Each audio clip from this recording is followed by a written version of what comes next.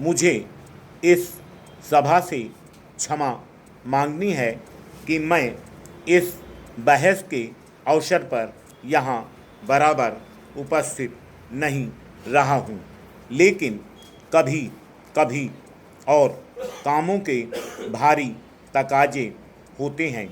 मैं यहाँ बराबर उपस्थित रहना पसंद करता, क्योंकि इस विषय में मेरी गहरी दिलचस्पी है और यहाँ सदस्य क्या कहते हैं उसे मैं सुनना चाहता था।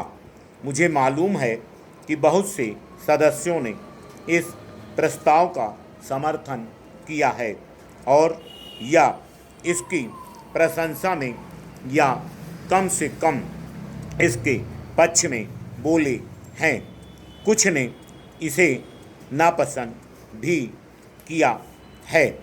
इस मतभेद पर मुझे प्रसन्नता है और यदि माननीय सदस्यों में से किसी ने किसी सचेतक या अपने दल की कार्यकारिणी के अन्य निर्देश के कारण अपना मत दबा लिया है तो उसका मुझे खेद है।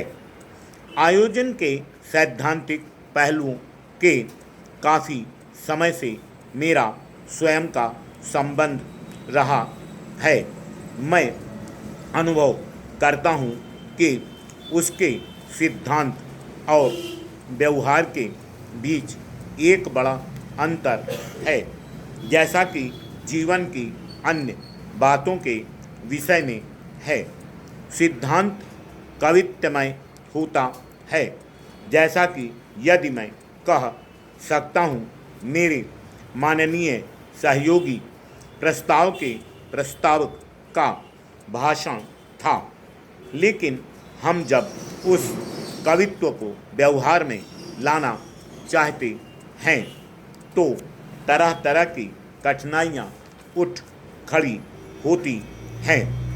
साधारणतः कठिनाइयाँ सभी जगह होती हैं, लेकिन भारत में जैसी परिस्थिति है, पिछले 7 या 8 महीनों में जो कुछ हुआ है उसके बाद किसी व्यक्ति को वह जो भी कदम बढ़ाता है उसमें बड़ी सावधानी बरतने की आवश्यकता है, जिससे वर्तमान ढांचा टूटने न पाए।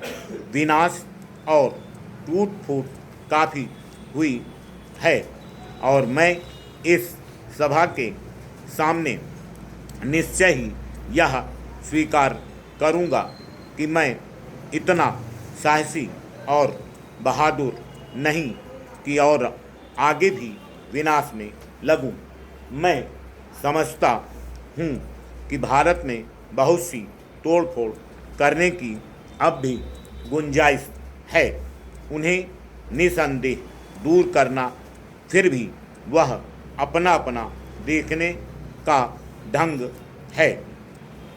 क्या हम ऐसा करने जा रहे हैं कि हमारे सामने साफ स्लेट आवे जिस पर से सब कुछ मिट गया हो, जिसमें कि हमें नए सिरे से लिखने का सुख प्राप्त हो। ऐसी स्लेट पर कुछ और न लिखा हो। यह काम करने को सहज जान पड़ता है, पर शायद साफ स्लेट कभी रही नहीं है। उस समय भी जबकि लोगों ने कल्पना की कि स्लेट साफ होने जा रही है। मैं यह नहीं कहना चाहता कि किसी को साफ स्लेट से आरंभ करने की कभी कोशिश ही नहीं करनी चाहिए, लेकिन आदमी को देश का और उसकी हालत का ध्यान रखना पड़ता है और यह देखना पड़ता है कि कौन सा रास्ता पसंद करने लायक है, किसमें कम खतरा है।